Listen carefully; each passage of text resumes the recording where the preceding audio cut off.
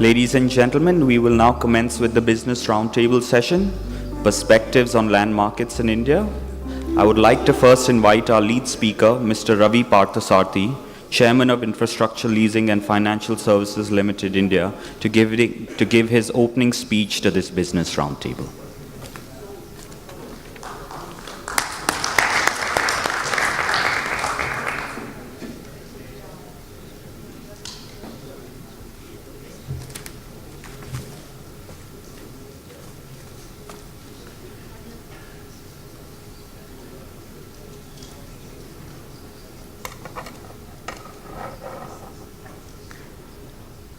Thank you. Thank you, Vinod, for calling me here. It was great to hear from you after a long, long time. And particular thanks to His Excellency for taking so much interest in all these proceedings. At the end of the second day of a conference which, as I think Vinod mentioned in his opening inaugural speech, the great emphasis on India.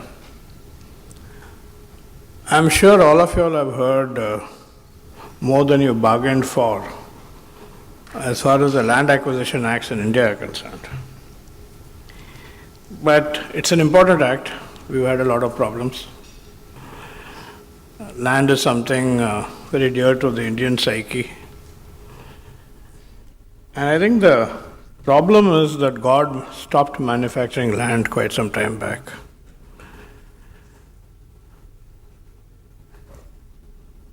It is difficult. It is true that the government is struggling to find a balance between aggregating land for economic development and giving a fair compensation.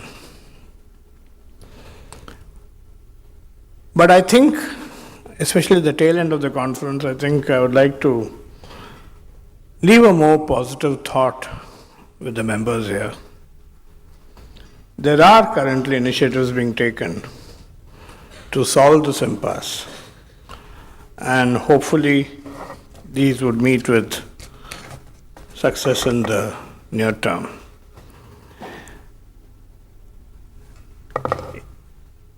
I think at the root of the issue is perhaps a very old friend of every economist, David Ricardo. Known better for his treatise on the law of comparative advantage, Ricardo actually wrote the first principles underlying land, wages, and profits. And he had a very simple conclusion, maybe simplistic, that economic development led to huge utilization of land, even poorer lands, and this is always biased towards the landowner or the entrenched landowner. So as a result, there was a premium extracted to the landowner well beyond the societal benefit of development, and it was this premium that Ricardo called rent. We've been stuck with Ricardo's principles, which are true, I guess, for a long, long time. And over the years, successive governments have tried to do their best to address the inequity resulting from such distortions. But they've not always worked. But I think we need to also reflect that sometimes the mess is not created by incompetent bureaucrats or vile politicians, but well-meaning legislation sometimes backfires. And I'll give you two simple examples out of hundreds. One is our Bombay Rent Control Act, which took on the principles of Ricardo and saw rising rent as a tax on the poor. But the Bombay Rent Control Act effectively ended renting, period. And in the 70s, when I took my first job in Bombay, it was very difficult to get accommodation. And when I did, I had to pay the rent in cash, because the landlord didn't want someone occupying his premises or living there forever. So the whole renting system went dead except for the cash market. An unintended consequence. More recently, we've had examples of bad construction illegal construction, environmental degradation out of land real estate developments. So was born the Coastal Regulation Zone Act, which has effectively precluded development along our 7,000 kilometers of coastline. The intention was good. The impact is lousy. The last 10 years I've been a silent witness to developments taking place in Singapore and Hong Kong. I mean, Marina Bay itself is an outstanding example. We can't do this in India. It's not possible. In fact, in Bombay, on the northeastern coast, the sea is barely a meter deep. It can't be developed, and the rest of Bombay groans from one of the highest land costs in the world. So then we came to the Land Acquisition Act, which is steeped in history. But it was enacted at a time when the relationship between the government and the citizen was very different. The context was different, and the beneficiary of that act was principally the government. Because in 1894, there was little private sector other than some disaggregated Maharajas. When government and its agencies acquired land, the quid pro quo, the social contract, was giving jobs to all the people in the factories or whatever they built. There was no animosity from the local people when this happened. Today, when the private sector does it, you have sometimes, very many times, economic growth and development without jobs. And that has created a big backlash because they see it as being deprived of their land. They see someone else getting a multi-fold return on that development, and sometimes they lose their livelihood. The provisions of the 1894 Act also had draconian kind of implications. Eminent domain could result in anything being done. And in 2010, we did have some fairly ugly land aggregation by a well-known urban local body, which just took away a lot of agricultural land and gave it to some developers. The furor resulting from that finally wound its way into the new act, which is much reviled. But make no mistake, the new act is pioneering. It's the first time we have included rehabilitation and resettlement as being intrinsic to the acquisition process. Mr. Panda, our parliamentarian, mentioned about the public sector failure in completing rehabilitation in Orissa. This is not a regular feature. I found the public sector to be much more conscious and responsive, but it is a continuous failing in the private sector. Now, if you don't address this, you are not doing your job in whatever field of work you may have relating to land acquisition. So you had infirmities in the Act, you had draconian provisions, and as a result of which we have the current Act, which and I think a lot of people have spoken about it, but simply stated, it's a lousy Act, it's not practical to implement it, and none of us who are forced to go through land acquisition for our projects depend on government as a facilitator. It's much better, not very efficient, but better to do it on bilateral negotiations. And we've done it in terms of getting some 3,000 acres in Tamil Nadu and similar amount in Gujarat for our power plants. I want to spend a little bit of time on what is the role of government.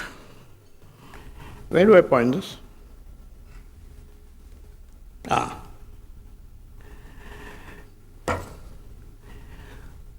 think the role of government is something which is not really debated in modern society and discussions on land. In the 70s, every state government had its own industrial development corporation. They aggregated land, they created industrial estates. Nothing like the SEZs you have in Southeast Asia, but industrial estates. And then they invited industry, individuals who were setting up industry, industrialists, to come, gave them contiguous land, gave them water supply, gave them electricity, even gave them a license, industrial license. and took a photograph. And that is what led to economic development in Maharashtra and Gujarat, which were even then the frontline states. Now today there are very few politicians who are going to do that, if any. And the few that do are either labeled as being pro-business or anti-poor or both. So we've come to the second phase without much difficulty. Now, if you want to really go to the third phase and solve this problem, I think government needs to make a transition from being an acquirer of land to being a facilitator of land transactions. This does not require law. It may require facilitating initiatives, especially in the field of land titling, which in some parts of our country goes back to the Mughal era. But if this role can be done, the change of role can be done, I believe there will be a lot of traction going forward. And I think the good news is that even as we speak, it is being done. There have been references to land pooling. I'm sure you all have discussed it in detail in the last 2 days.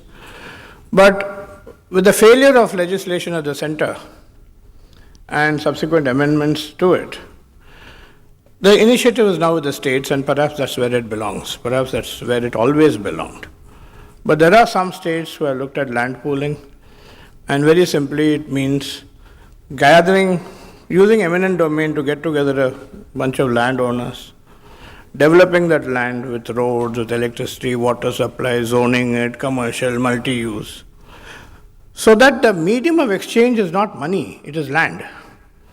And then you return a portion of the developed land to the same guys you took it from. It's very simple. It doesn't require anything great other than political will and a very strong administrator who looks at the nitty-gritty of land titling. Now, there's only one other issue there. The landowner may get his own a portion of the land back, fully developed, arguably at 10 times the value. But he may need help in monetizing it, and he cannot be left to only the local land sharks. The role of government can be extended to use such land for other purposes, maybe affordable housing, maybe something else, but help him in the monetization process, in the same way as the IDCs helped industry in the past. Land pooling is a powerful idea, and Chandrababu Naidu, the CM of Andhra Pradesh, has done it very successfully in Amravati. The concept itself started in Gujarat in the Town and Planning Act, but Mr. Naidu has done it on an industrial scale. And he's taken Amravati, which was that region very few people have ever heard of, and through land pooling has collected 31,000 hectares for his capital city. Government of Singapore is involved in this development. They've been doing the studies for this, and we believe it's coming out very, very well. And 31,000 hectares has been aggregated without much ado. In fact, it's hardly noticed. It's not talked about the way it should be. There are, of course, people who carpet it and say, oh, that's a one-off. Yeah, it's a one-off. But then you don't need to aggregate 34,000 acres for hectares for a capital city every year or 5 times a year or even once a decade. So it is a one-off. But it has really espoused some very good development principles. In the case of Amravati, he is guaranteeing to give 25% back of land, he is giving some annuity payments for 10 years, he is giving extra compensation for specified assets, he is even exempted stamp duty from the initial transfer of land from the farmer to whatever entity is doing the pooling. So it's a good example, and it's one which gives people like us a lot of hope that we have to find practical solutions and not keep debating the infirmity in the law.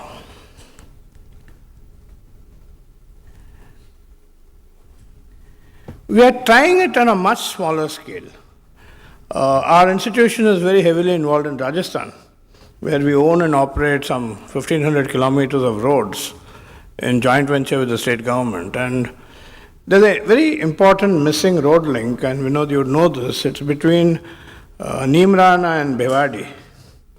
There's no direct link, it's just like this, 50 kilometers. But to reach, go in between, you have to go via Haryana and come back. And it's not, nobody minds going through Haryana, it's just that it's a waste of time. The 50 kilometers of road, if we develop it, will cost the government $200 million. That's our estimate. But if we do it through land pooling, and we've done a very preliminary back of the envelope exercise on this, if we do it through land pooling, and the numbers are on the screen, after using the land required for the road, wayside amenities, maybe warehouses, whatever you want to do, you have enough land left over.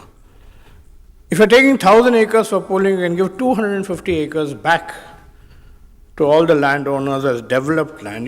The government will still have about 72 hectares left. They can use it for whatever they want. They can even use it as additional compensation. This is early days for this exercise. We hope to complete some very detailed studies on this pooling along the 50-kilometer stretch, maybe in the next 6 months or 9 months. And preliminary suggestions are that it may work, but it will take far, far less time than any other alternate process, whether the current act or the act as amended from time to time. Don't forget, Mr. Naidu did this 31,000 acres in something like 18 months. So that's land pooling for a project. This can be done in myriads of locations all around the country. You require political will and a very strong collector and local administrator. That's about it. There's no need for legislation for this. Where do we go from here? As usual, we have some initiatives which we hope will see the light of the day. I think this land pooling one is a done deal. It will happen. If not here, it will happen somewhere else. But eventually, if you want to settle the equation between people who dispossess land and developers who are seen to make too much money, there has to be a participation of the dispossessed people in the development process. And secondly, and equally important, there should be complete transparency about how much money each one is making. To the extent possible, of course, but it's very important to have a benchmark. You can't postulate that it's now gone up by 4 times or 5 times. So we have been working with international investment banks and our market regulators on seeing whether we could have a collective investment scheme for this purpose of land development. The scheme is very simple. The entity doing the scheme has to issue 2 units. Unit 1 has a modest dividend yield and would have long-term capital appreciation because the proceeds would be invested in discrete assets like a power plant or a transportation network or hard infrastructure assets, which would be much sought after by pension funds and insurance companies. Unit 2 is a special unit where if the investors aggregate to a specified amount, it would give them development rights on predetermined properties. So if by 1 million units of Unit 2, it gives a right to put up a condominium or a shopping plaza. It's a relatively simple concept. It's not been done before, but in Singapore, we've been talking to a number of leading investment banks. And I would not say they're jumping out of their seats to do it, but no one has laughed. And that's a very important starting point when you try new instruments. If we tweak the scheme so that in the context of land acquisition and displacing farmers, you give them a portion of Unit 2, then they've got development rights which are the same as either an Ascendas coming in or a Japan Electric coming in or whoever is coming in to do that particular piece of development. Their rights become indistinguishable. Then there's a sink, and then we can put paid to Ricardo's law, and if not eliminate, significantly reduce the gap between the wealth made by a developer and a farmer or somebody, a common man who's dispossessed of his land through the exercise of eminent domain. The subject matter today is very complex, and land development is it's complex in any country. But you have 1.2 billion people with 2.4 billion opinions, it becomes a little bit more complex. It can be depressing at sometimes. But I think the earlier errors which have been made are widely recognized. They have not been grandfathered in terms of somebody taking responsibility, but I think they've been fully recognized. And the current initiatives that I'm talking about, both in Amravati and hopefully elsewhere at the project level, are real, it will happen. We'll certainly hope to make it happen. Going to a market-based solution, that is still aspirational, but I'm sure it will happen at the right time when the markets are good. And if these initial kind of forays work and succeed, then I think a lot of stuff will happen, because nothing succeeds like success. Thank you very much.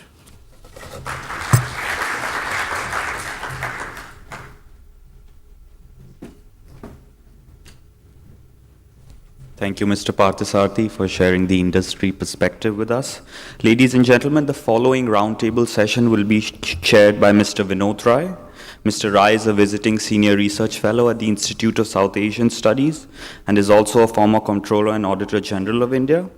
As a former secretary in the Ministry of Finance, he was responsible for managing the financial services sector. He has also been a director on several boards, including the State Bank of India, ICICI Bank, IDBI Bank, and IDFC. Mr. Rai has also served as the chair of the UN Panel of External Auditors and was a member of the Independent Audit Committee of the UN. With that, I would like to invite Mr. Rai and the following panelists to join Mr. Parthasarthi on stage: Ms. Leena Pinsler, Mr. Tay Kheng Soon, and Dr. Amitendu Palit.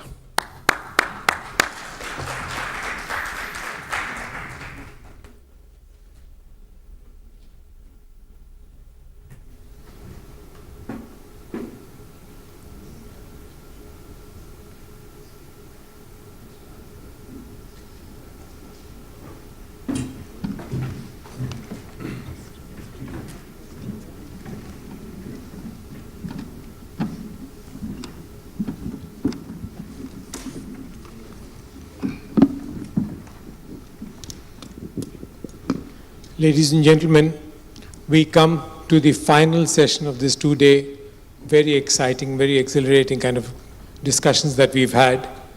And I should sincerely believe that this business roundtable, which deals with the perspectives of land markets, for which the lovely kickoff has been given by Ravi Parthasarthi, is actually the movers and shakers of the land or the economics or the politics of land in India or any other part of the country.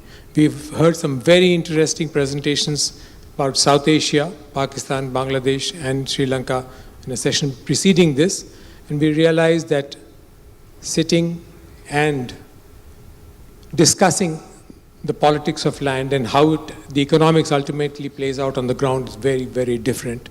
And how, as Ravi said, God stopped manufacturing land.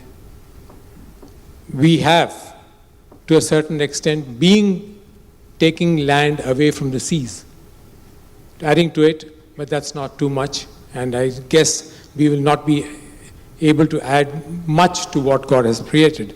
Anyway, to provide perspectives to the land markets in India, we have a very illustrious group of panelists who will take us through the dichotomy between the theory and practice of how it all plays out, and between the announcements, policy announcements on land, and how these policy announcements actually translate onto the ground level. They are very different because the dynamics of the way land transactions play out on the ground is actually very different. And how politics, which expresses, provides aspirations, and excites people with those friendly announcements, has interests of its own to espouse, and how these interests finally take over the announcements that have been made. Do we really benefit from them? And as Dr. Sanjay Chakravarti mentioned yesterday, whom are we fighting? Or as it was mentioned this morning, who are the cities meant for? The legal hurdles, the titles, there are registrations to be taken care of, and ultimately the local dynamics that just plays itself out on the ground. So we come to this session, which is politics and economics, we say, but how the politics plays out into the economics on the ground. And once the economics has been realized, how the economics of land ultimately takes over politics. And once it has taken over, it becomes politics neutral, it becomes political parties neutral. It's the economics which dictates everything else, and politics only follows behind it. I think Ravi set the trend beautifully well for this by saying that how the renting system in Mumbai, way back in the early 70s, really gave way to the cash market. And that's where it has progressed as far as India, and how we are still hoping, and I think there is green shoots that one sees in the land markets in India, the least to which I'm familiar, of how innovative methods of land pooling or other models are playing themselves out. And we sincerely believe that there will be a much more judicious and better planning of allocation of land for different alternative purposes that development may require it. We have 3 panelists today. I'd like to introduce Ms. Leena Pinsler. Leena is a consultant, corporate and finance with Jew and Napier today. She joined Citibank as a management trainee way back and obtained exposure, right, to banking and corporate functions. She has a long and in-depth experience with them over the past 3 decades in corporate and financial services, and now legally into corporate laws and real estate markets. She's been a pioneer in developing India-focused practices in Singapore, and she has taught Indian business law at the National University of Singapore and has been appointed Adjunct Professor in July 2014. Leena authored a book on India, Singapore Comprehensive Economic Cooperation Agreement in 2006, and she serves now, which gives her first-hand experience on the land markets in India, on the board of the IT Parks Limited at Bengaluru and the Ascendas IT Park at Chennai. We will be having the benefit of her experience. She'll be sharing it with us. We have Professor Tay Kheng Soon, who's adjunct professor in the Department of Architecture in the School of Design and Environment in the National University of Singapore. Professor Tay is a practicing architect and adjunct professor. He's a founder member of the Singapore Planning and Urban Research Group and was its chairman till 1968. He was the president of the Singapore Institute of Architects 1990 to 1993. And in 2010, as early as in 2010, he received the gold medal. And in 2015, the Singapore Design Golden Jubilee Award. Professor Tay is currently undertaking fundamental planning and architecture design research, which includes rural urbanization, which is a new expression now, urbanization, and the concept of modular cities. He has also produced documentaries in Singapore. Presently, he is involved in the Augustinian Foundation of Philippines in the rehabilitation of Kinatarakan Island, which was devastated by the Haiyan typhoon. Then we have our very own insider from ISAS, Dr. Amitendu Palit. He combines rich experience from the bureaucracy in India, about 10 to 15 years of it, and is now leads a research team in trade and economics at ISAS. Dr. Palit is an economist specializing in comparative economic studies, political economy, and international trade, and regional developmental and public policies.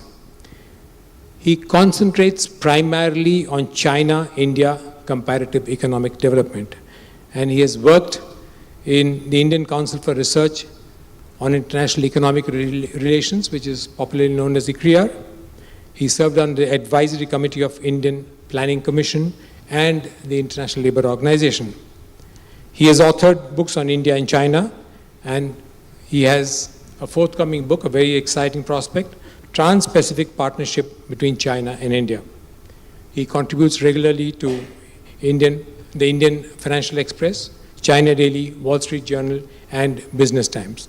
So we have a very distinguished group of panelists. I think we'll start with Ms. Pinsler. If you would like to make a presentation, please go ahead.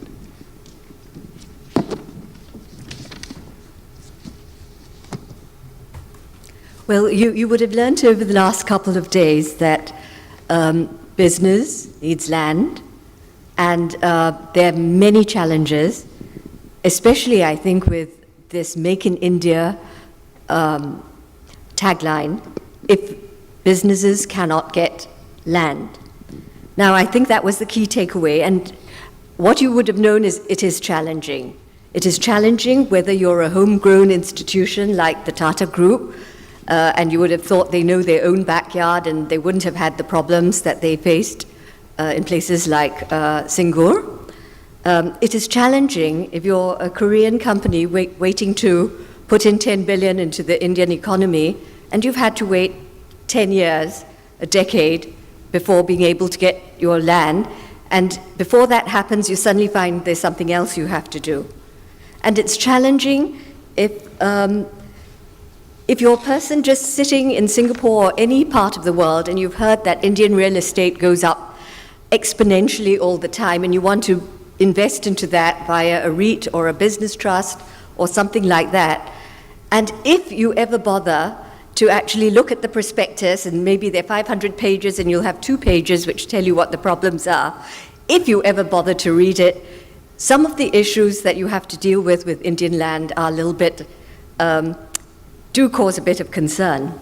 Now there's a fourth factor, and I'd like to call it the Mr. Natwar Lal factor. Has anyone heard of Mr. Natwar Lal? Well, for those who don't know, there was a film made about him. He was called the King of Con. He was a conman, and but he was a very entrepreneurial conman, and we don't quite know how much he actually did, but one of the stories that came about was that he actually tried to sell, and what was worse, there were people gullible enough to believe that he could sell the Taj Mahal, the Red Fort, and perhaps Rashtrapati Bhavan, which is the Parliament House. So investors, you might say, were very gullible. But if businesses go into India and they want to buy land, they need the land for their factories, they too cannot afford to be gullible. They have to know what they're going to get if they pay for it. Now, I'm going to actually have one aspect that I zero in on. And the reason I chose one aspect is because if you have one and you have a zero, put them together and you have 10 other things to talk about. So really what I'm going to talk about is the ability to get clean title, free of encumbrances, because that's really very important for any business and any financier of a business that's making an acquisition. Now, one of the main things is the system they have in India. It is a title system, and it was a hand-me-down from the British. So what happens is you have to actually show that you have title to the land. And one of the problems with a title or a deed of title is that, first, it's a bit of paper. There's still many states that are not quite computerized. You have bits of paper that have, disintegrated. You have transfers that are not recorded for one reason or another. You have transfers. One of the reasons transfers don't occur is because of this issue of stamp duty. So a lot of people, especially within the family or trusted people, they don't either declare the value or they don't have the transfer done at all. They say, we hold it on trust. So there are all these kinds of interests or, inheritance rights or partition or whatever, which don't actually get recorded. So you don't really know who owns the property. Now, what is the acquisition process like? I must say, I haven't actually been on the ground, but this is a story I heard from a foreign investor. He looked amused. More appropriately, he looked bemused, and he said, "You can't believe that this happens." So what happened was he was going to go into something with an Indian developer. They were acquiring rural property. They were going to do it by way of a bilateral purchase. And this is where I need to be told whether this is what actually happens. So he said, the notices get put up all over the place for the villagers to see that an acquisition is proposed.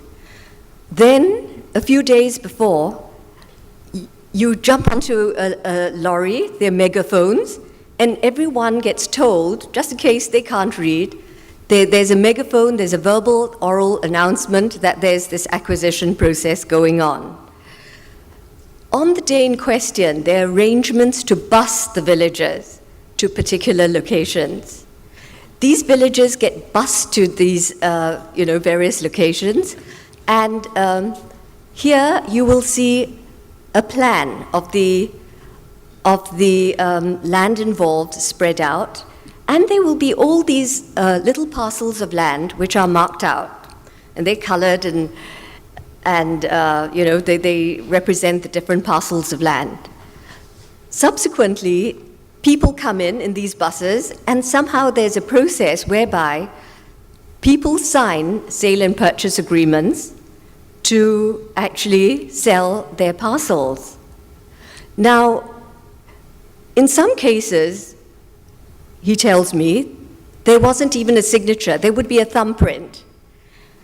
But what foxed him was, how do you actually, what was the correlation, what was the due diligence between affixing a thumbprint and correlating that thumbprint to a particular plot of land? Did anyone actually consider how many other thumbs might be needed to effect that sale and purchase of land? And of course, a little detail, how well did that thumb understand the document that it actually executed?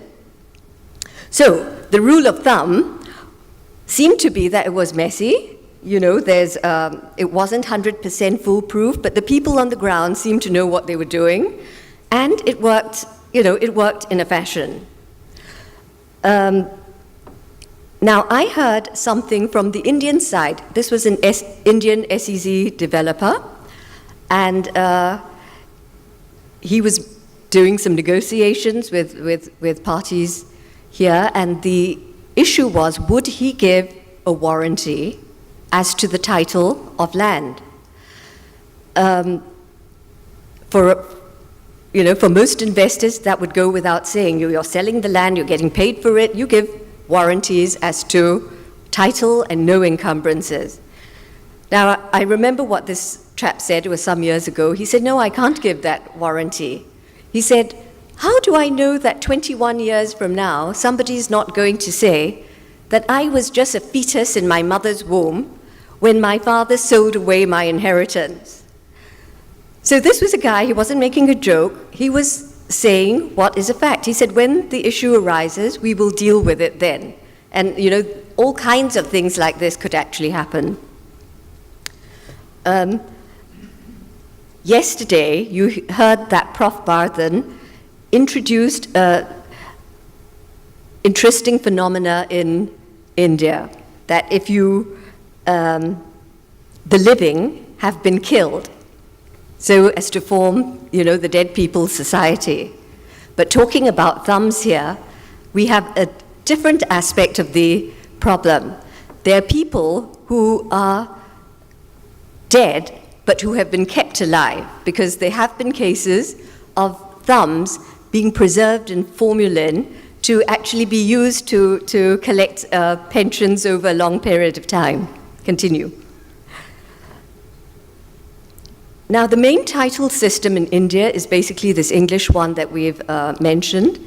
It's essentially a feudal system which depends on chain of title. And to this you add a whole lot of other issues like the way in which the land devolves, whether it's by will, by inheritance, by gift, by partition, by purchase. And in the Indian context, you have to deal with other things like the Hindu undivided family, inheritance rules that could be peculiar to different families and places. I believe the British, since they had the system before they imposed it on India, understood the downsides of this system. And that is why when they decided they needed all these linear projects within India, they decided to come up with this act in 1894, which gave them one thing that was very important. And that is, under Section 16 of the 1894 Act, you could kind of wave a magic wand. And when you had that award, it says, when the collector has made an award under Section 11, it shall thereupon vest absolutely in the government, free from all encumbrances. So the land then became clean. It was cleaned, it was whitewashed, it was given free of encumbrances. Government could go ahead, spend the money it wanted on infrastructure, and it would have, title to the land. Now, what I discovered when I was doing Indian land acquisitions was that in private acquisitions, people would go through the motions of doing the same thing as in the case of statutory acquisitions pursuant to the Land Acquisition Act. They would have this public period of notice and things like that. But one very big difference, you could go through the motions, you could go through the process, it could look very similar, but you were not given, at the end of the day, the clean title of land, which was given through the 1894 Act. And I think that is one of the reasons why when businesses wanted to acquire land in India, they would actually seek the cooperation of the government to acquire that land for them. Why? Because if the government did it pursuant to the Act, the government could then in turn convey clean title free from encumbrances. Now, I'm going to raise a controversial issue because I have to say I'm a Singapore lawyer. How I've mysteriously ended up teaching Indian business law over the past 10 years, I don't know. And I hope, I've just missed something. But looking through the 2013 Land Acquisition Act, I actually could not see an equivalent of the provision from the old Act. That is, a provision which says, even now that you go through this better process, this more equitable process, that at the end of the day, you get clean title to land without encumbrances. Now, Ravi just trashed the Act in a single word, lousy. I think that was the word he used. But I think it's a very important omission if it doesn't have that. What it does have is in the case of urgent, Urgent, in cases of urgency, where you're allowed to acquire the land without going through the process, in that case, they say you acquire clean title to land free from all encumbrances. The other thing I want to mention while we're on this issue of the 2013 Act is clarity is not its strong point. That's bad news for the acquirers, it's great news for the lawyers, and it's bad news for anyone who understands how difficult litigation is in India and how long strung out it is. So essentially, under the 2013 Act, there are two broad categories of acquisition. One is where the government acquires the land for government use or use by a PSU.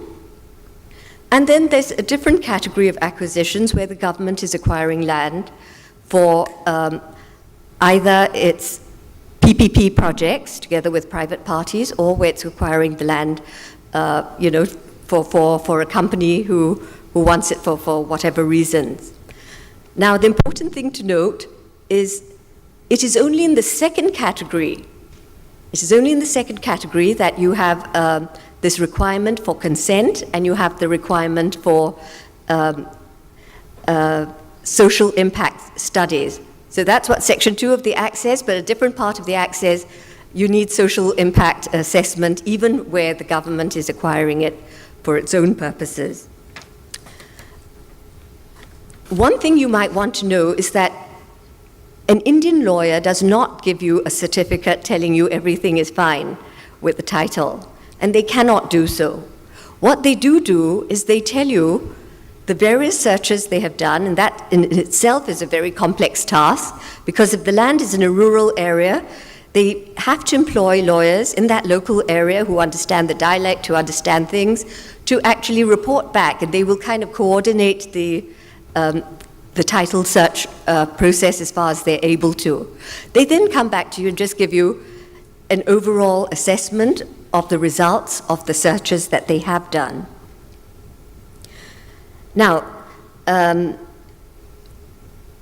think I must end on a positive note, because otherwise people won't want to go into India. And actually, the Indian real estate market, I think, is a good one. And Indians, as always, find a way to circumnavigate the problems. And I think that's exactly what's going to happen. So land is a concurrent subject in the Constitution. It's both dealt with at the central level as well as at the state level. So that's good news. And it does give the states then some flexibility going forward to do a lot of things that a number of states have already started doing. So at a state level, they have introduced computerization, they've used technology, they've used all kinds of things to regulations and policy to actually make it more convenient. So there's some states that lead over others because of the changes they have decided to make. Even this issue of clean title, I think that's something that possibly can be addressed at the state level, which is also good news. And finally, I was mulling over this conundrum, and I was wondering whether a lot of the problems that stem from having title deeds and no title deeds and no chain of transfer, can that be dealt with by having a different kind of system? Now, this is this kind of system that we refer to as the Torrens system. And this was a system that was introduced by the British in South Australia first, when they found out that they were indiscriminately handing out like about 40,000 concessions and rights to land. Now, in Singapore, we started off also with this title deed system, and we have migrated now fully to what is really a government-administered database where everything that you need to know about the land is there. So it is not something far-fetched. It's something that CII and KPMG have actually suggested as one way forward for India. See you there. Thank you, Leena. Thank you very much for introducing us to the complexities of acquiring land in India. And of course, thank you. With all the complexities, Natwarlal could not really sell Taj Mahal or the Red Fort. And I think it got stuck only because they could not fix a valuation to the Taj Mahal. Now we have as our second presenter, Professor Tay Kheng Soon. Professor Soon, you have the platform.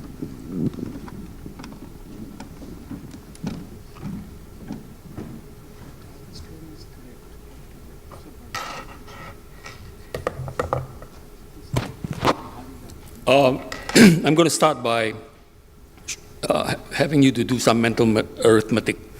I just came back from Jabalpur in the middle of Madhya Pradesh at the invitation of the municipal government to discuss the possibility of integrated rural and urban development, which they have very interestingly resolved the rural-urban administrative dichotomy because they have included 55 villages into the municipal area. So that's great. Now, when I showed these figures, most people almost fell off the chair. The total planning area is 367 square kilometers. That's the municipal area. Population 1.4 million. Now, this is a very crucial figure, which I'm very happy to hear from Dr. Kala this morning about the estimates of per capita floor space. Now, per capita floor space is the most critical fact in urban development and land use planning, but is not used in the planning methodology, in the current planning methodology, which therefore makes the current planning methodology rather feeble. Now, this figure of 30 square meters is an absolute crucial figure. The estimate for Singapore is 50 square meters per person. That means floor area, all floor area, housing floor area, residential, factories, office buildings, shopping centers, schools, hotels, everything. Take everything, divide by the total population, will give you a per capita floor space. It's 50 square meters. So the figure does not exist in Singapore statistics. I had to infer it from a rather complicated method. So I was not very sure about this. I trawled the internet, I trawled the data, planning data all over the world. There is no such information. I met the chief land use planner for European Union, who gave a lecture at the NUS, and I asked him, do you have floor space census in Europe? He says no. Maybe Germany, okay? So the only figure that I could get was Fairfax County in Washington, D.C., where they had published the total floor area of non-residential floor space. And it's very comparable to Singapore because, well, first of all, I should preface my statement by saying that the more advanced the economy is, the bigger the floor space. The lower down the pecking order of economy, the smaller the floor space. Right.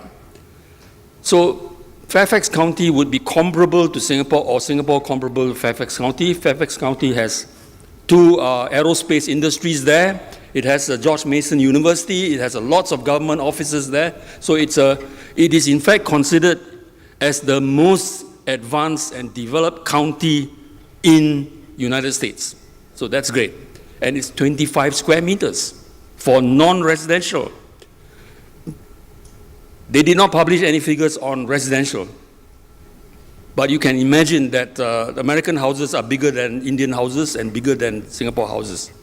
So it's probably about 30 square meters or even 40 square meters per person for residential. So the total per capita floor space in Fairfax County would be in the order of 60 to 70 square meters per person. All right.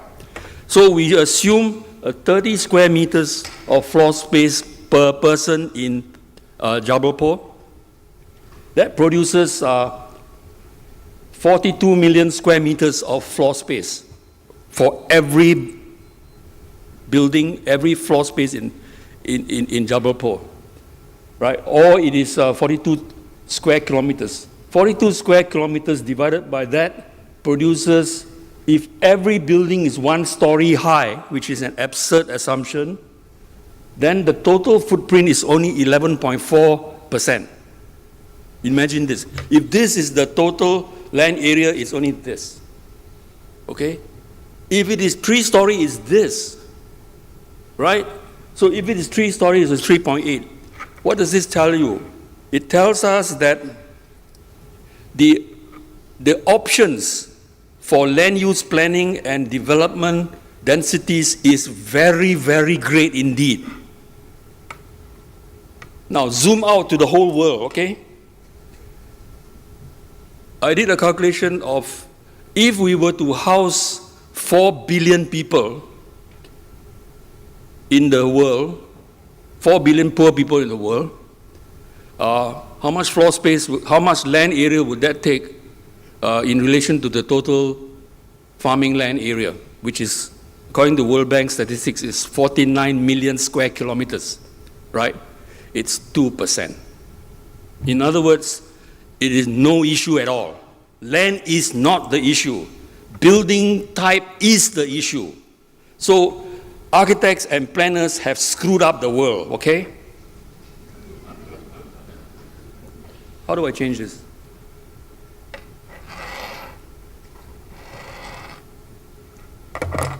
So what I want to, the rest of my talk, I want to talk about the implications of urban form and density and land, okay? So these are the three factors in relationship.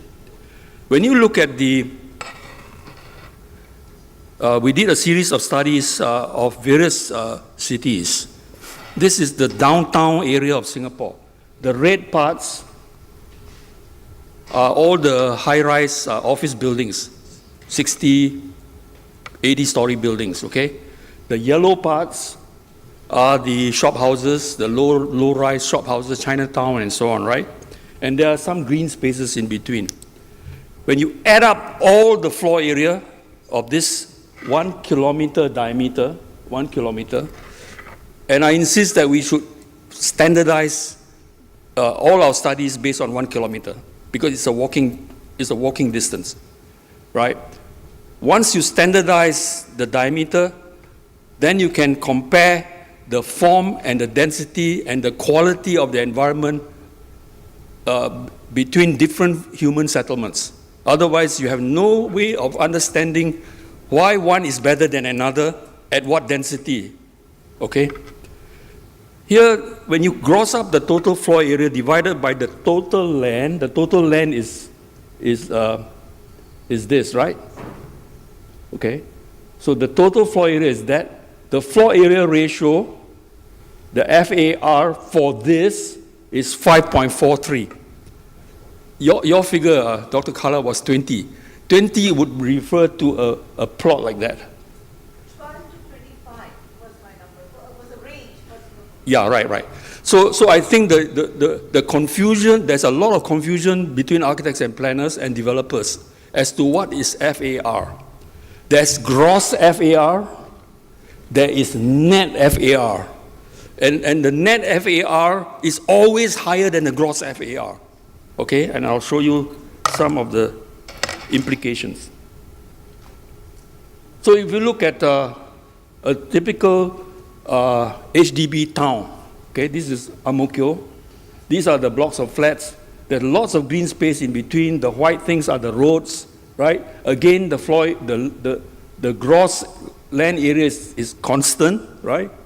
The total aggregated floor area is that. The floor area ratio is 2.09. Nothing. Very low. Why does it have to be high-rise? That is the question, right? So it's not only a question of density, it's a question of morphology. That is the form of the buildings, all right? Bedok North, 2.5. Paris, this is the area of Paris. Shocking, 6.68. Average height, 10 stories, 8 to 10 stories. Something's wrong, right? Why is it these are 15 stories and this is 10 story? And the floor area ratio is double that of it. Double that of this. More than double. Okay, I'll show you some more shocking stuff. Prague.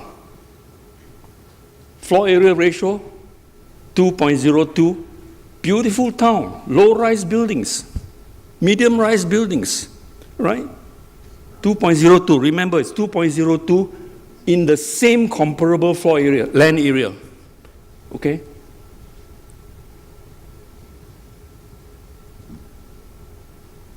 This is Singapore. Is this better than Prague? I don't think so. Prague has a great urban feeling. The streets are full of sidewalk cafes and The streets are full of trees and greenery. The courtyards inside are wonderful places of respite. Okay? Punggol New Town, the latest. This pattern, 3.2 now. Seoul, 1.47. Now this is going to shock you, right? Why is it not moving?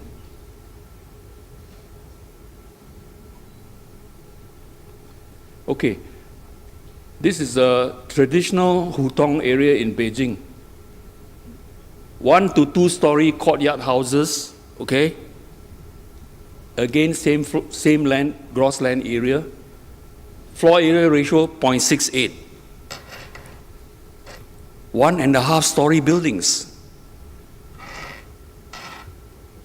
It's not moving. Look at Seoul. 1.47, average height 10 story. Why do this when all you need to do is add another story on the Hutong in Beijing, and you've got the same floor area ratio with a quality of life superior to this? Yes, you can put in your sewage and your water supply and your internet and so on. So you can really improve the quality of life. So here is a challenge to architects and planners, right? That we really need to rethink our typologies. Planners assume standardized typologies when they calculate floor area allocations, land area allocations, right? From what you have said about the allocation of land, right? Why do developers and planners say, oh, when I invest, I need so many hectares? Why? Because they are assuming a certain kind of building. Okay, I will show you why that is actually wrong.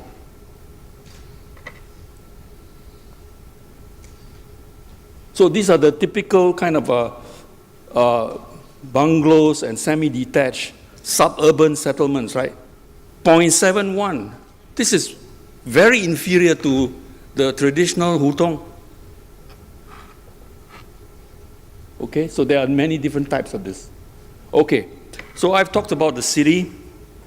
If we can make the city more compact and better environment, there are many ways to do it, as I have indicated. We can begin to think about the rural-urban dichotomy, that we can resolve the rural-urban dichotomy. Let me tell you a story. 2 stories. We did a study in Ho Chi Minh City with factory workers working there, and they were there for the obvious reasons. And I asked the question, what if I can get you a job, a similar job of what you are doing now, at half your salary? What will you do? He says he will go back to his village immediately. Okay? This is corroborated by last week's meeting with a young guy in Jabalpur in the village. I asked him, how much are you earning when you go and work in the city occasionally when you can get a job? He says, 5,000 rupees a month, if I can get a job. I said, what would you expect if you can get a job in your village right now? He says, 3,000. Okay? The third story I have is a project I worked with Michai in Thailand, in the poorest area of Thailand, in the Buriram province, where Nike has set up a factory in the village. And Nike is very happy. He pays less in terms of salary. His productivity is increased. The absenteeism rate is very low. So therefore, there's a possibility of moving out.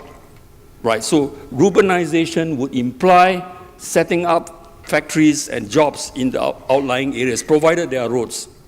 Okay, so this is a clear proposition. Now, the city itself. Here is a study which we did. 100,000 people living in 1 square kilometer at a floor area ratio of 5, with the factories right in the center, the low-cost housing around, the central nervous system in which the jobs, the schools, the facilities and so on are all there, and the middle class on the outside, and always surrounded by farms, okay? The implications of this is enormous. This is what Singapore could have looked like. Right now, the central area here is the only green area. We can increase the amount of green 5 times if we implement 70 of this for 7 million people, okay? Or like this, or like this. By the way, you can go to YouTube and key in modular city and you will have a 17-minute presentation. Thank you. Thank you very much, Professor Tay. That's an exceedingly nice assessment of architects of today. And the conclusion that one size does not fit all, it's actually typologies. Now we have the third presentation, Dr. Palit.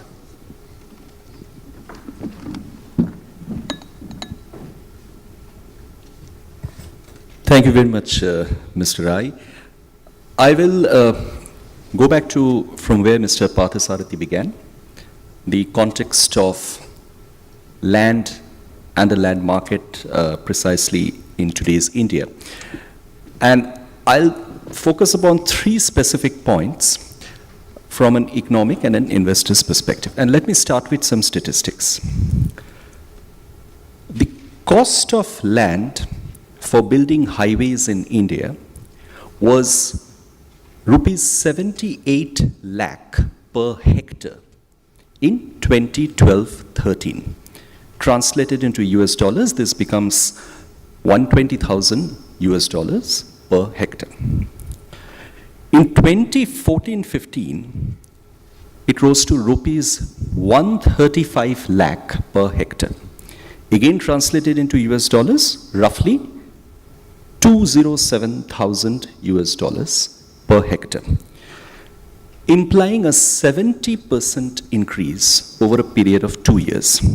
I would have gladly claimed that these are my numbers. Unfortunately, I cannot. These are from the Ministry of Road Transport and Highways of the Government of India. Why has this cost gone up? Incidentally, it's nothing to do with the Land Acquisition Act of 2013.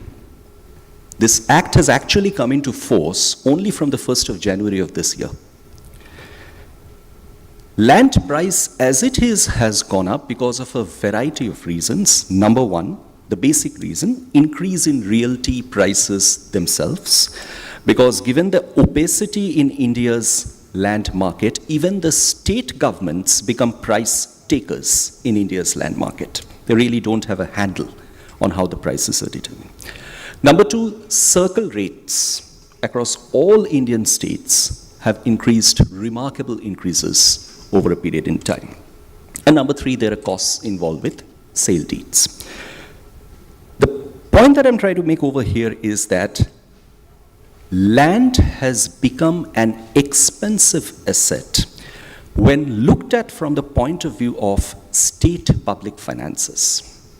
Because let's look at it from the point of view of state governments who are trying to buy land. I'm not even getting into acquisition here, who are trying to buy land for constructing highways.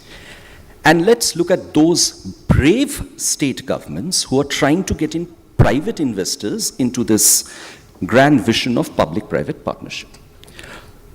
If we look at this simple time frame of 2012-13 to 2014-15, within this 2 years period of time, the size of that same highway construction has gone up by 70%, which simply means the total funding of the project increases by that much. Now, if it is a 70-30 PPP venture, what that means is that while the state costs go up, the state government pays more out of its exchequer, the matching contribution of the private partner also goes up. It's just simple arithmetic. Let's forget about what happens to state government public finances. Let's keep that aside for the timing. What happens to the private partner? Obviously, the private partner has to raise resources. Irrespective of the depth of the pocket, the resources have to be mobilized mostly from the banks because the Indian capital market over the last 4 to 5 years has not given enough depth to generate IPOs for resources. Since the global financial crisis, the window for external commercial borrowings for Indian corporates has completely dried up. So you go back to banks for lending money for the PPPs. This money, not only does it increase the lending profile of the private companies, it also requires them to service the loans in a far greater capacity than they would have done earlier with a smaller size of loan.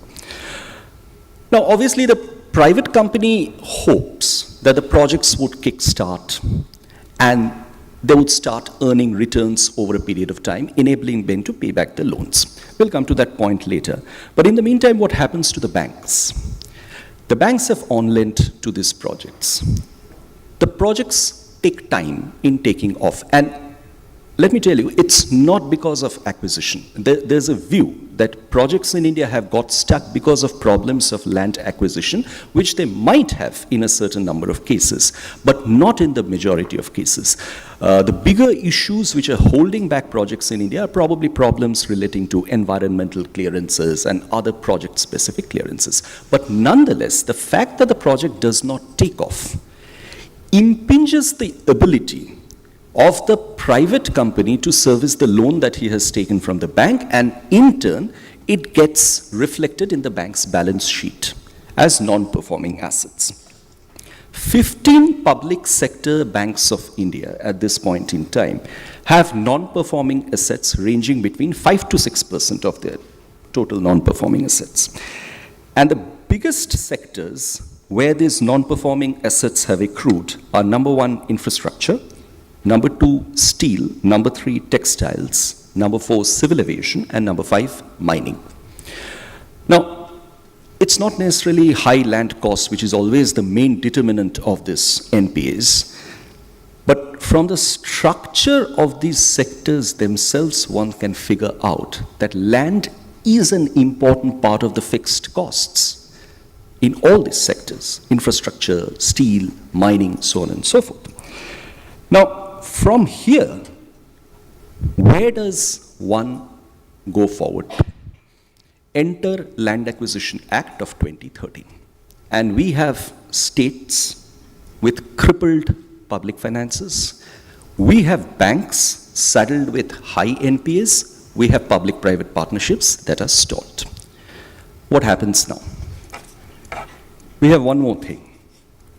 Modi government's target of constructing 30 kilometers of highways every day. Now let's look at the Land Acquisition Act of 2013. I'm not getting into the formula, the compensation, the solatium, 1:2, 1:3, all that is common knowledge. But the point is, how does the cost of acquisition get determined? There are 3 factors mentioned in the Act. First, market value, if available, from the Indian Stamp Act of 1899. It's remarkable that an Act of 2013 goes back to an Act of 1899 for taking it as the benchmark. If that value at all is quoted in the 1899 Act, which under all normal circumstances it won't be. Second option, average value of sale prices of land. Nobody knows this better than Mr. Rai as a collector. The shadow price formula used for estimating the market value. And the general tendency is to underquote prices in sale deeds so as to avoid stamp duty. Again, not a realistic formula. So what is the administrator left with? The formula prescribed for compensation in the Land Acquisition Act of 2013, which by default becomes the downward ceiling on land prices in India. What happens as a result of this is that there could be landowners who now become more inclined or more sort of willing to part with their land, but they also realize that there is a tool to bargain with, because negotiations will have to be over and above that floor. It cannot go below that floor. In fact, the latest instances of buying land in India are actually at rates which are almost 4 to 4.5 times of this downward floor on prices. The point that I'm trying to make here is that we hear this, that the Land Acquisition Act of 2013 has been a great deterrent for business, for investors. Well, it might be. It might be giving investors, private investors, the jitters, but let's remember one thing. Private investors have the option of not investing. The Indian state does not. If Modi government is committed to the target of building 30 kilometers of highways every day, and if this is the escalation that land prices are experiencing, add to that the Land Acquisition Act of 2013 downward ceiling, the biggest hit is actually going to be taken by the state public finances, not the private investors. And with such target and its financing, and the fact that the 6th Pay Commission is down the line, I at least won't envy Mr. Arun Jaitley for the fiscal discipline exercise that he has to perform. My last point. What next? We heard this view coming out yesterday. Let land and land acquisition and legislation be left to the states. Let me give a somewhat connected example in this regard over another issue in India which brought the houses down. Foreign investment in organized retail. Will it be 49? Will it be 51? 3.5 years was spent on that. Eventually, it was 51% declared by the Department of Industrial Promotion and Policy with the caveat that the final decision is left to the states because organized retail is a state subject. And obviously, nothing has happened since then because the Congress-ruled states at that time said that we are happy to welcome foreign retail. The other states didn't. No retail came. Let's take this into the context now. We have a Land Acquisition Act of 2013 in place. What are the states expected to do now? What kind of improvisations and amendments will they do in their own land acquisition policies and acts? Are they expected to change the compensation? I don't think any state government in India will have the political wherewithal to quote a lower compensation, particularly when there is an umbrella act on top of them, which declares a particular amount of compensation. It's non-negotiable. Are they expected to redefine public purpose? Well, they might. I mean, there could be some states which might say that shopping malls are part of public purpose, and that could be one area of it. But wouldn't that invite legal complications? I'm just imagining a situation where a certain amount of public purpose has been quoted and put down as the law of the land in Land Acquisition Act of 2013, and there is state X which comes out in an expanded definition.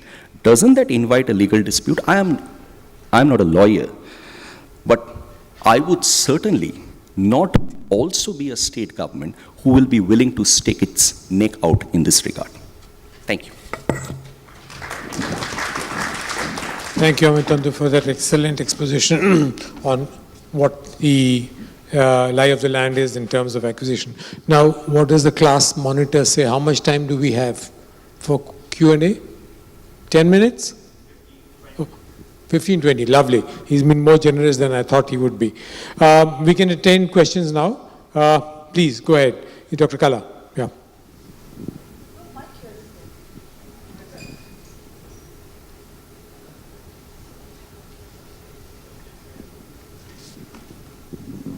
It's not a question. I want to just clarify and answer Professor Soon's question. I just wanted to clarify that the FAR values I showed in my presentation were central city FAR values, one. They are probably net, not gross, which is the reason why for Singapore my FAR values were higher than for yours. And the third one is that the source of the central city FAR values was the World Bank 2013. And you were also very interested to know about the source of my data for actual floor area consumption per capita, That was taken from various sources. One is the City of Helsinki Urban Facts, and a lot of it from Berthaud, Alain Berthaud. I can put you in touch with him, and he will be able to get you the original source of all this data for actual floor area consumption. Thanks, and it was a fascinating panel discussion. Thank you. Thank you, Dr. Kala. Anybody else? Any issues? Yes. Dr. Sanjoy, come. Just mic there. Thank you all. This is very, very interesting.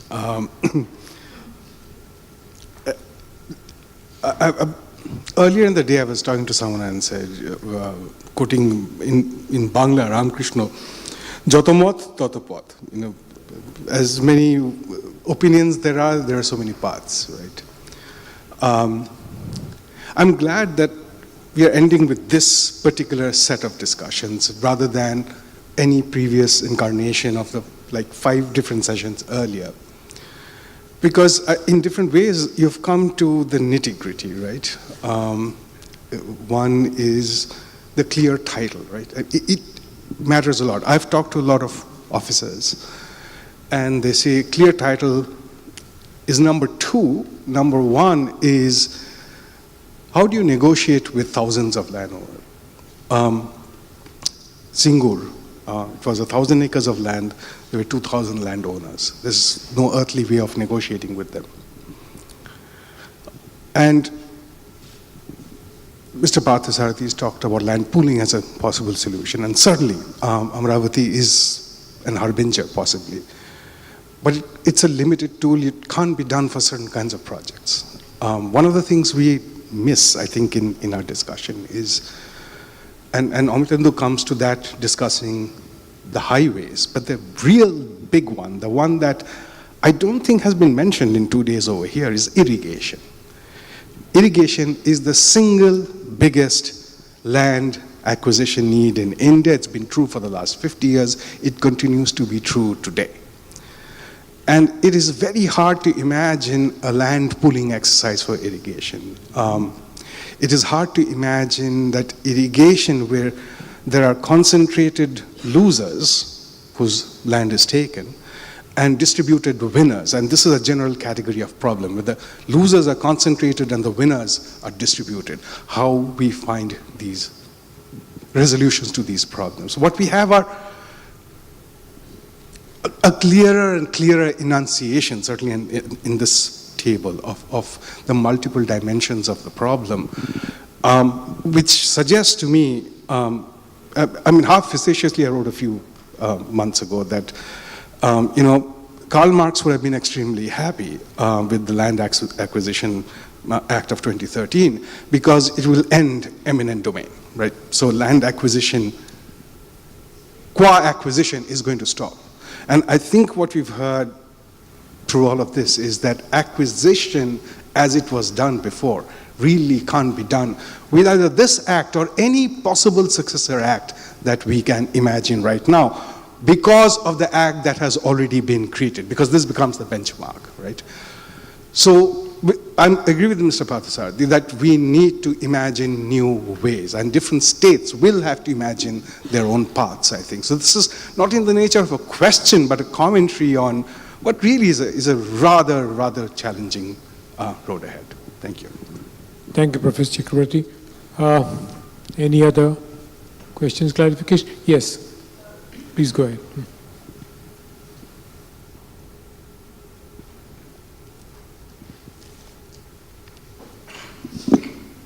Thank you. I must congratulate all the speakers for clearly explaining their particular position.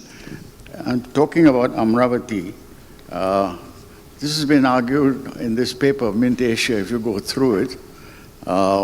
Pros and cons have already been said. What the paper says is, will there be sufficient to ensure economic viability of the proposed infrastructure projects? Most planned city developments in the past have not achieved expected densities as per plan. And then they go on to quote the new city that is built in Myanmar. He says that in Myanmar, built from scratch, Napier showed a desolate city with wide roads and golf courses. It takes a long time for a city to grow. In Amravati, of course, it is between two major cities, so traffic will be passing through, but will it be sufficient? I have, in my younger days, visited a capital city of Brazil, Brasilia, and the only inhabitants at that time in Brasilia, because it was the capital city, were the representatives of various countries whose ambassadors had to stay, and they stayed there for years before it developed. So this is actually a question. Now, of course, the land has already been acquired by the government, so there's no problem there, I suppose. What do you think about this? How long will it take for it to develop into a viable economic structure? Thank you.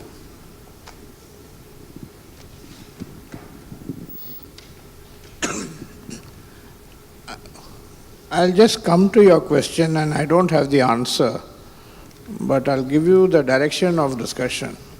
But before, just to take on the previous comment on irrigation. Irrigation is not very different from a road. It's a linear path. Yeah, I understand, but it can be done by pockets along the catchment area. It can be done, but it's far more difficult than doing a road because the extent of displacement is huge. But coming to your point on Amravati, sir, I think the experience is very limited of creating a brand new city. New Delhi is there, but it's a seat of government, so people have no option but to go to Delhi. Chandigarh is another example, but it doesn't have that vibrancy of a modern city. In the case of Amravati, I think the CM is trying his best to invite investors from Singapore, Japan, Germany, and he's made hell of a mark because all those people are interested in doing something. But whether that can be converted to a Japanese colony, a Singaporean colony is a very, very big question mark.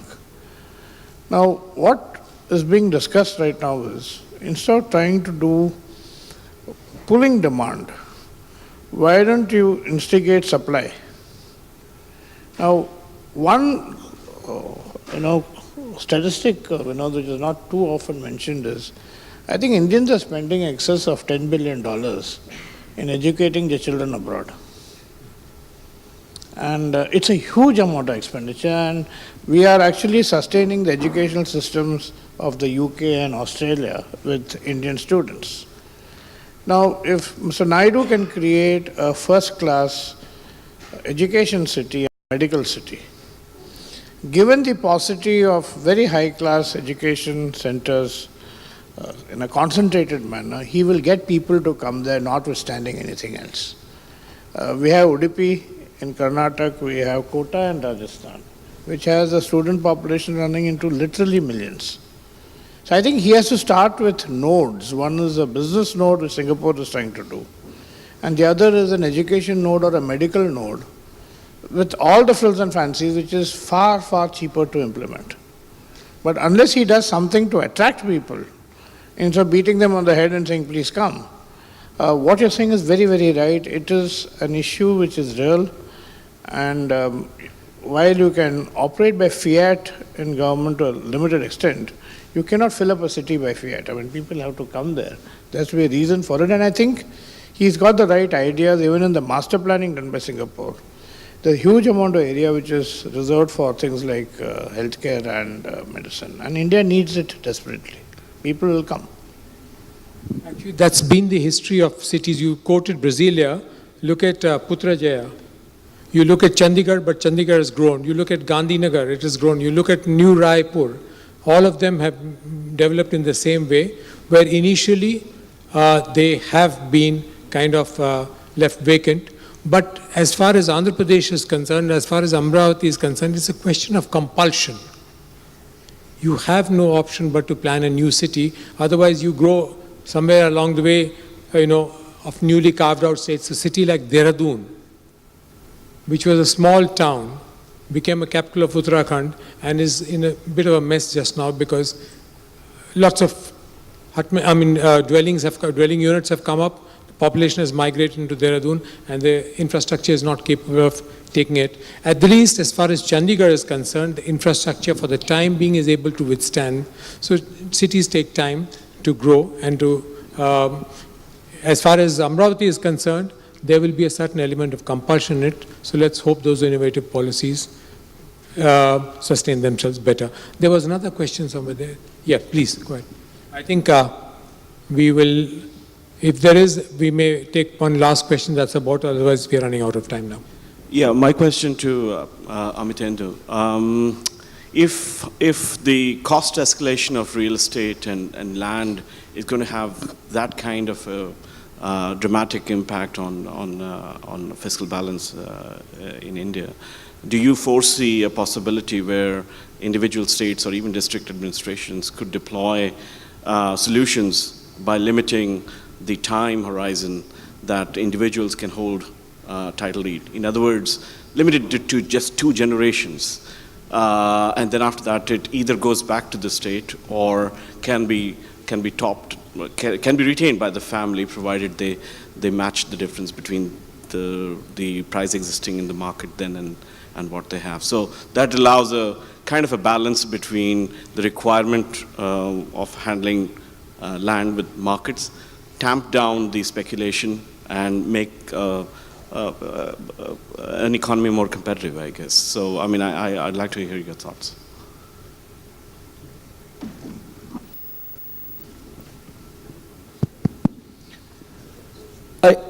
Let me put it this way, that from the point of view of state governments, when they look at land and the escalating cost of land, it's obviously a part of the real estate cycle that's going on. Now, the point is, at this juncture, when infrastructure is a priority for state governments and the central government, land is essential because roads are to be built, they have to be upgraded. There are several state governments who are actually trying to move through the market-based route for purchasing land outright, and that, as Mr. Parthasarthi also mentioned, is probably the best solution, the win-win outcome. It can be done in terms of keeping all stakeholders happy. The point is that in that case, there's a certain limitation of the negotiating space that has come in. And that has happened partly because of the Land Acquisition Act of 2013 and partly also because the real estate bubble that has stepped into India. What is important at this point in now probably is to check it from the point of view of the state governments themselves and look at options as to how they can absorb this in their long-term plans. I'm not too sure if they're in a position to take any sort of policies on title deeds. I'm not too sure about that because that would probably be left to the levels of the state governments. But what I think, and here I'm coming in purely as an economist from a public finance perspective, and I think this is a story which has far greater implications for the state public finances than has been brought out in the entire discourse on the Land Acquisition Act of 2013. I think that's a point which has hardly been taken note of. I think we'll have to bring the curtains down on this discussion. We are running short of time. And I must say it's been a very interesting set of issues which came forth because they give us a taste context of the reality of land on the ground. And where there's a paucity of titles, hopefully the demand will create supply in terms of computerization. Lots of states have taken it up. I think what Professor Tay said will be very important for Amravati, because that's where, if those typologies are mentioned to the architects who are planning the city, it might work out in favor of general conservation of space. And I think about the other issues that have been raised, we've had a very invigorating set of discussions. I don't want to even make an attempt to try and summarize it. We don't have the time, but I'm sure it will come out in some form of a document later on. So I want to take this opportunity to thank each one of the panelists, Ms. Pinsler, Ravi Parthasarthi for this excellent introduction, Professor Tay and Dr. Palit for the excellent proposition that was made. Thank you very much for that. Thank you, speakers. Can I request Mr. Rai to present our speakers with tokens of appreciation? Mr. Rai, can you present our speakers with tokens of appreciation? Ms. Pinsler, Mr. Parthasarthi,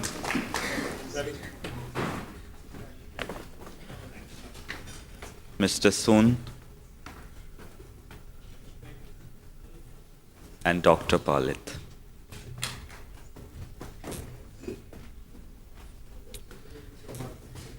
Ladies and gentlemen, we are now nearing the end of our two-day conference, but before I conclude, it is my pleasure to invite Professor Subrata Mitra, Director of the Institute of South Asian Studies, to deliver his closing remarks.